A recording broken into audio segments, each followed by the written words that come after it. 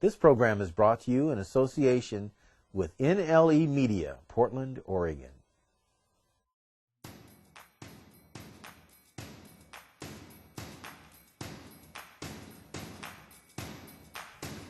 Welcome to the African American Hunting Association's Outdoor Show.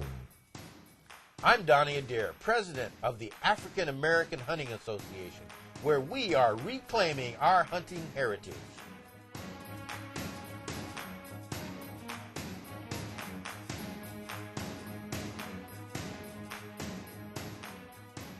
Our mission is to encourage African Americans and other urban residents to check out hunting, shooting, and other outdoor sports such as hiking, camping, fishing, boating, and outdoor photography.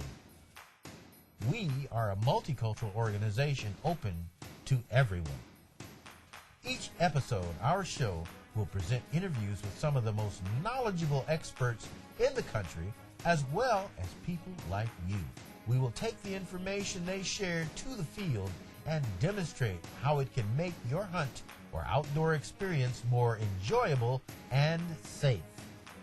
Our Handyman segment will feature advice and instructions on how to accomplish a variety of tasks associated with outdoor sports.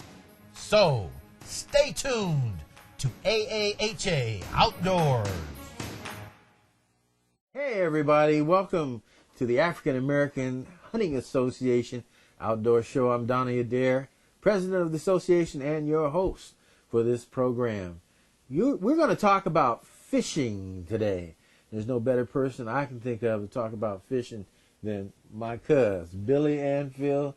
Love you, man. I love you too, Hey, Donnie. I invited Billy on the show because Billy and I have actually been fishing together for more than 50 years. Oh, God is Man, he is. And we've been catching some fish, too. We haven't just been out there drowning worms and throwing metal through the water. So we want to talk about some of our experiences as a prelude to going back over to our hunt at the Snake River. Oh, boy. And we're going to fish, Oxbow over there. And, yes. And we're going to fish Brownlee Reservoir, which is on the Snake River over there, which is one of the better impoundments, the Powder River, that flows into Brownlee Reservoir. And then we might even get a little action on Hell's Canyon over there, one of our stops over there. So we want to talk about fishing, and the kind of fishing we do best is warm water.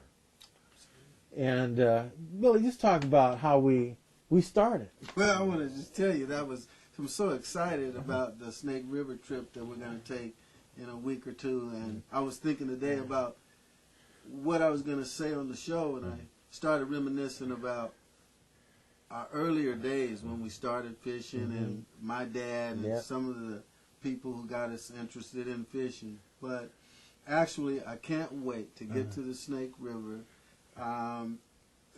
because it just brings back memories of our other trips. Right. We've had some great ones, especially in the last 10 years. But let's go all the way back. Let's talk like classic night. Okay. You know, we live in out of Portland, and we fished the Lower Columbia River at the very beginning of our fishing experiences. So just talk about what it was like. I want to go back, if I may, Donnie, to when I was 11 years old, and we started fishing the Tualatin River. Yes, we was did. Kind of the practice zone.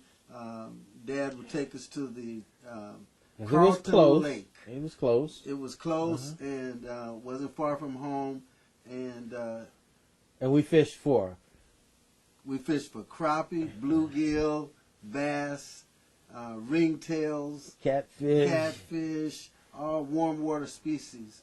And I also want to say that, you know, the fun part about that was preparation. And preparation included things like wetting the grass and digging for worms at night. Yeah, we would he would sprinkle the grass all day with the sprinkler. And then when it got to be dark, and we get to stay up to 11 o'clock at night. We thought it was really, really late. And we would go out and the worms would be just laying on the grass, and you'd have to grab them like this, and then carefully pull them so you wouldn't break them. You remember that, Billy? And then put them in the little carton and everything like that. Yeah. And we just love to do that stuff. That's all part of fishing. So preparation is fun. And then we usually take off the next morning and go to the Carlton Lake and set up on a little island, and we'd fish all day into the night, into the evening, and then we'd set up the lanterns and we would fish. And we've done that so many times that it's become second nature to, right. And it's brought us to a point where we now fish safe, and we are very familiar with water and boating and the whole sport of fishing. Yeah, because we've never had a big boat. The biggest boat we had is the one I have now, which is like a 14-foot Bayliner. It's got a 50 horsepower engine, which isn't much for a fiberglass boat, especially when you're talking the Columbia River and some of the Snake River, some of the impoundments we're on when that wind comes up in eastern Oregon. And but mostly we fished out of a 12-foot car topper. I mean, I don't think we can lift it anymore, but I mean, we used to jack that boat on top of the car, man, and go anywhere. And we could drop it off of an embankment or bridge or whatever, and get in that thing and fish where people couldn't go. Absolutely. In backwaters, and just catch largemouth bass and lots of crappies and stuff like that. So that was so important to, a learning experience to where we are today. Mm-hmm. But you have this passion for fishing, and it's helped me when you've called me and say, hey, we need to get out, we need to get out of town, because it does relax you from the hustle and bustle of working downtown every day and all the stress. And, absolutely. I'm working in government. You're working in social services and trying to help people. So there's a lot of pressure. Absolutely. Yeah. But your whole new hunting experience has brought a lot of things that I'm learning from your hunting experience, how to read the land and the different... And if we see that bear over there this year on the Snake River, I got a tag. Yeah, you got a tag for Yeah, I do. Okay. All right. But I've learned just so much from you and how to be safe and. Yeah. Well, safety is one point that we need to emphasize too, because you and I have, like I said, been in small boats, and we have had some of our experiences. One year, I think it was 3 times we had wind experience in high wind on the Snake River, Galesville, and then also on the Snake River twice, and that was all in 1 year. But we know how to. Well, let's don't scare the spouses. Let them know. But they know about this, and when we came through those, because we knew how to safely. First of all, we knew how to drive the boat. Okay. All right. That's one. All right. And secondly, we were smart enough to say, let's pull over in this cove and tie the boat up, and let's just stay out for a while and stay all day or all night if it takes that until the wind goes down. And number one, we're equipped. We're already equipped with what we need to have in the event of any sudden. Whenever people see us on our videos, they'll note that we have our life jackets on. Okay. Because that's numero uno is safety, folks. That's the cardinal rule. Right. You want to come back from the trip. That's the and Donnie and I, we check each other. We got each other's back when we're out there. So, do you have your Medicaid? Yeah, we go through the whole list of things that we need to have to make the trip fulfilling. Yeah. And that's from the time we leave to the time we get back. And that's we've been fishing a long time together, but I'd like to think we're going to continue to fish for a long time. Wouldn't think any other way. I mean, we're getting on up there now. I mean, both of us will be retired probably in the next 2 years. Yeah, and I want to make fishing part of my retirement plan. That'd be part of my regimen. I got something for you to do. So. And I got something for you to do too. Yeah, I'm excited about our upcoming trip, and it's been my pleasure to talk with you today. And as always, I can't wait for us to go. AAHA on location, baby, right? Baby. We're headed for the Snake. Let's do it. All right. All right. Thank you. Thank you. See you in the field.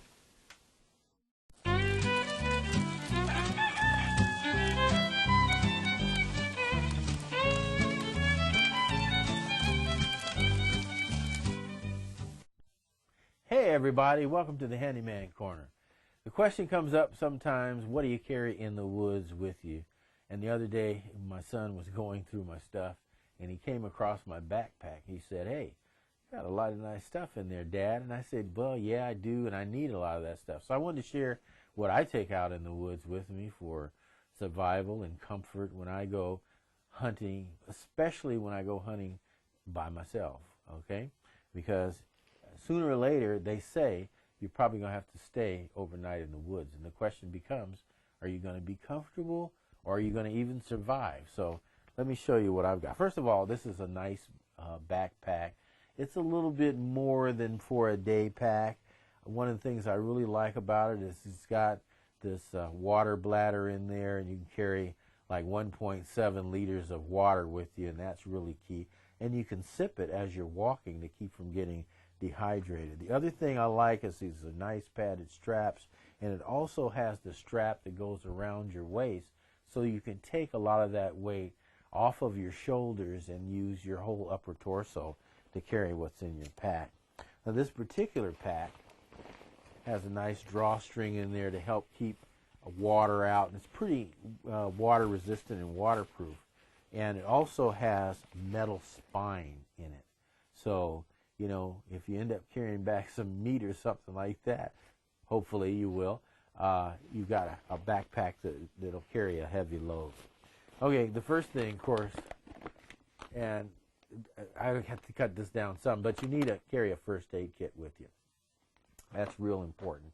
Never know when you're going to spike your toe or need a Band-Aid or whatever. Now, this is pretty interesting. This is a fire starter, and my daughter actually got me this. It's a little fire starter like this if your matches get wet. See that? Nice fire starter. And then along with that, here in an old used prescription bottle, we have some cotton balls that have been mixed with Vaseline, which of course is a oil-based product, and that will help you to just fire your fire right up. Sometimes you have a problem finding kindling that will actually burn. So that's just a couple of items that I have. And again, this is not the end-all be-all. Let's see what else we have in here. Oh, look at this. Just an assortment of things. I've got some gloves in here to clean. I've got, this is really important. Sometimes if you're going in the evening, you might want to leave some tape that can be seen at night. This glows in the dark when you hit it with a flashlight, so you can find your way out. This is the Hansel Gretel tape or whatever that will help you. I just have a bunch of stuff in here. Of course, some shooting sticks. Extra pair of socks. What do you think about that? You think your feet might get wet? Some more gloves, a space blanket. You know, like I said, it may be too much stuff, but you may need this stuff, especially a space blanket. All right, now here's our fuel. And somewhere in here, actually have a stove. What if you get a little hungry? A lot of times you got fire restrictions and those kinds of things, so carry your own stove.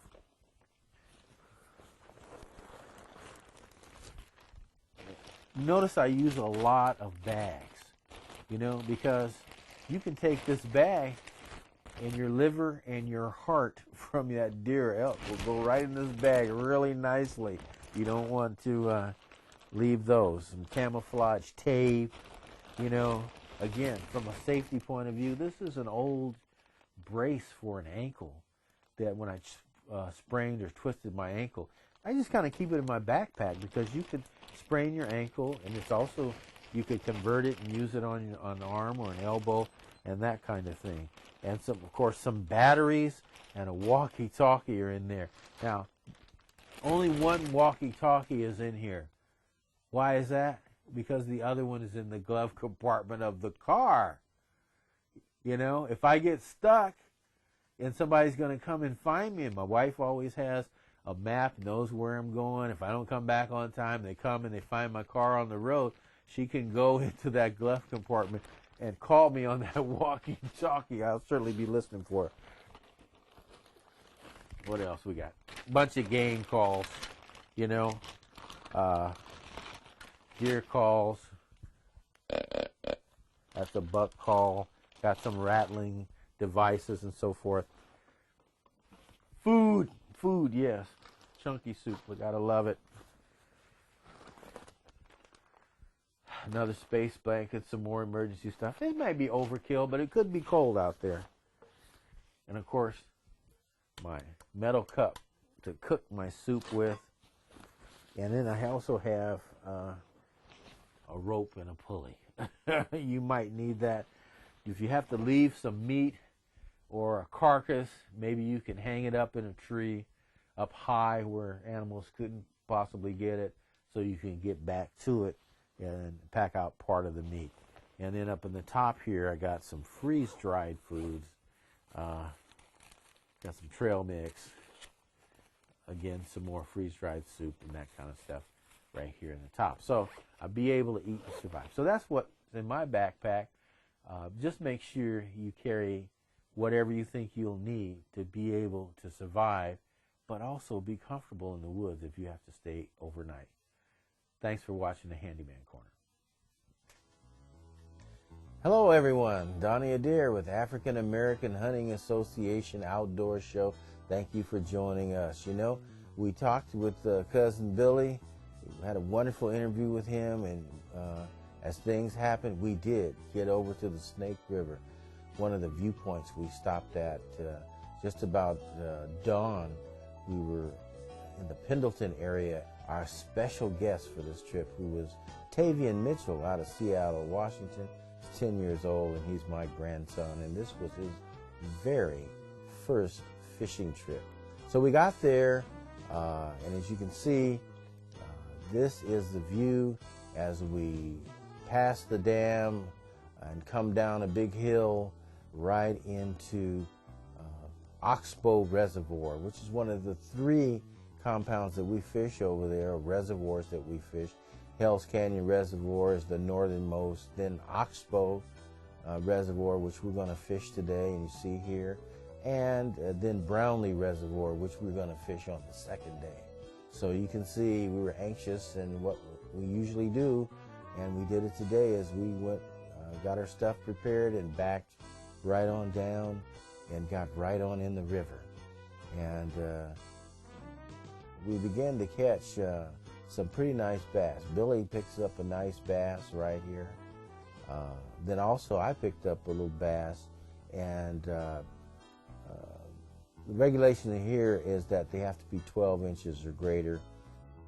But we caught some crappies. We caught just a few catfish, a couple of them on that day, and it was really, really a good trip. There you can see me and Billy in the boat. Tavian got out on the bank for a while with our cameraman, Kenny, and actually I think Tavian may have taken some of this footage of Billy and I out in the boat right at the end of the afternoon of fishing. We stopped fishing, about, I'd say, 3:30 in the afternoon. We were pretty tired after leaving Portland from 1 o'clock in the morning. We're going to go right over here on this rock face. It's kind of windy out here today. We're on location. We're actually on the Powder River. It's part of Brownlee Reservoir. It runs into the Snake River, and we're fishing for warm water species. We'd like to get some crappies. Now, we got some nice bass yesterday, and today things are a little bit slow. It's about 10 o'clock in the morning, but we're going to go down deep and try to get us some. What you think, Bill? Well, sounds good to me. What you think, Tavian? Up in this cove.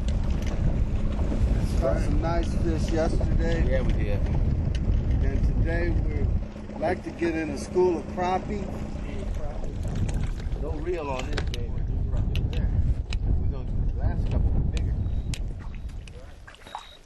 Really nice bluegill that I just caught here in Brownlee Reservoir and on the Oregon-Idaho border.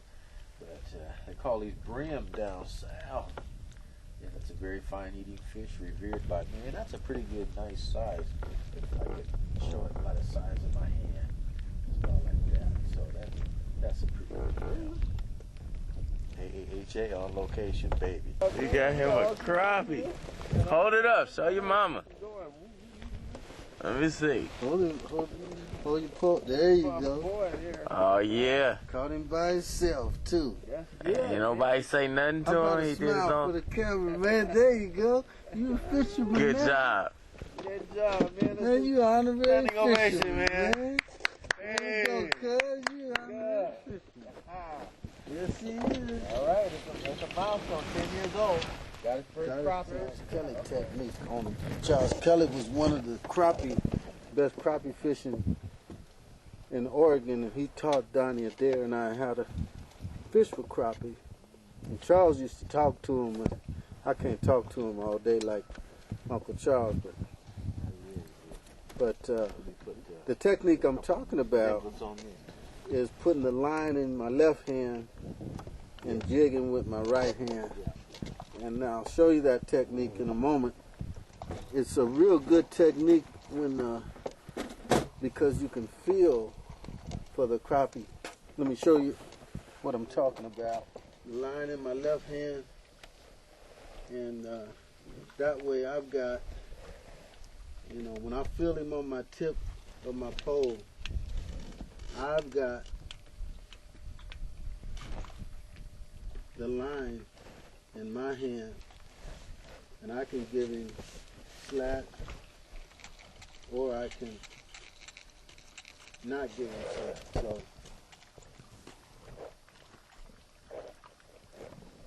if I'm at the right depth, I should pick up one here shortly. Let's see what my depth is. Yeah, so go out. Oh, here you go, Damien. Come on, Kenny. I got him. All right, Tay. Way to go, Bring him on Tay. in. That's your second fish. Now hold him over the boat now. Make sure you don't hold him over the water. He's got the hang of it. We were invited to go over to the fish cleaning area and view some of these fish. We asked could we tape them, and the people were very, very happy. And a gentleman by the name of Pastor John Rutland out of Tacoma, Washington, with the Faith Gospel Church, had a group of people over there, or was part of a group, and he had us come on over, and he was very, very gracious and showed us these great monstrous catfish that they'd caught, as well as they'd had quite a few crappies, and they were filleting those crappies right there at the fish cleaning station. The big catfish there weighed 12 pounds, 7 ounces is what it weighed. See, one of the things I want to point out, this was friends and family, and this is exactly what the African American Hunting Association is promoting. Friends, family in the outdoors. These people were having a great time, and they were gracious to us. It was a great day on Brownlee Reservoir, the Powder River Arm, out of Hewitt Park, just south of Richland, Oregon. Thanks for watching the Snake River Trip, and I'll see you in the field.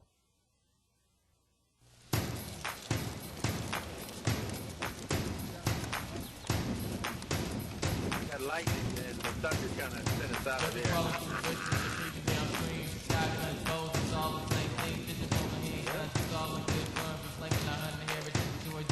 It's the African American hunting show. Take it back to tools that we were giving before. It's the African American hunting show. Going back to the woods and gun riding low. It's the African American hunting show. Take it back to tools that we were giving before. It's the African American hunting show. Going back to the woods and guns riding low. So let's go. Let's go. Let's go. Let's go. Let's go. Let's go. Let's go.